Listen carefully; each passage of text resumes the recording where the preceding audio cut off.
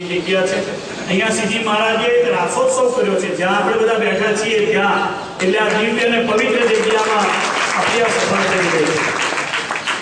શ્રીજી મહારાજે આજ્ઞા કરી, આચાર્ય રઘુજી મહારાજે પ્રતિષ્ઠા કરી। તે દિવસે બહુ મોટો પરચો થયો જ્યાં મહારાજે અહીંયા 8 વચનામૃત કયા છે। દરવાજામાં બેસતા જ્યાં સંગે મરમરની છત્રી છે ત્યાં એક લીમડાનું વૃક્ષ હતું। મહારાજે એની નીચે બેસીને વચનામૃતો કયા હતા। એ દિવસે લીમડામાંથી મીઠી દૂધની શેર ફૂટી છે। જેમ પાણીની શેર ફૂટે, જમીન ખોદીને પાણી આવે, એમ લીમડામાંથી મીઠું દૂધ નીકળ્યું। શેર ફૂટી એટલે કોઈ હાથમાં લીધું, કોઈએ ડોલકામાં લીધું, કોઈએ વાટકીમાં લીધું। રણછોડ આયા આવો મોટો પડતો હતો જે દિવસે પ્રતિષ્ઠા થઈ તે દિવસે એક ડાયા માણસે તોડ્યું પાંદડું ખાધું તો મીઠું દૂધ જેવું લાગ્યું।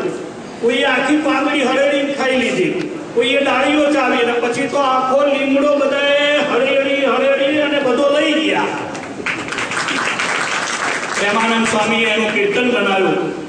નિત્ય આપે રણછોડ રાય પરચા વળતા રે, જન જોઈ જોઈ અચરજ થાય પરચા વળતા રે, એનું કીર્તન બનાવ્યું। લીમડો હતો ને, સ્વામી કહે છે કીધો લીમડો મીઠો દૂધ પરચા વળતા રે, ફળ ફૂલ પાન કરી શુદ્ધ પરચા વળતા રે। કોઈ વસ્તુ કડવી ના રહી લીમડાની। લો રણછોડાની આગળ આજે ઘેરે ઘેરે દર્શન કર્યા, એના બધામાંથી કડવાશ ગઈ આજે। એક નાનો 1 વર્ષનો આંબો હતો, એને બહુ પાંદડા હતા, ગુમતી કિનારે ઉગ્યો। એ દિવસે બધી ડાળીએ કેરી આવી। એ દિવસે સ્વામીએ આશ્ચર્ય વ્યક્ત કર્યું કીર્તનમાં।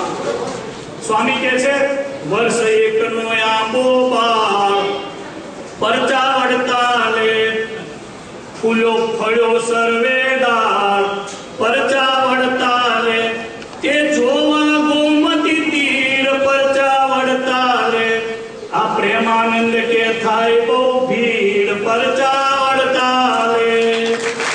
એવા દ્વારિકાધીશે કરતા હતા। આજે અમારા આ બધા યશસ્વી યજમાનોએ દ્વારિકાધીશનો 186મો આ પાટોત્સવ થયો, બરાબર છે।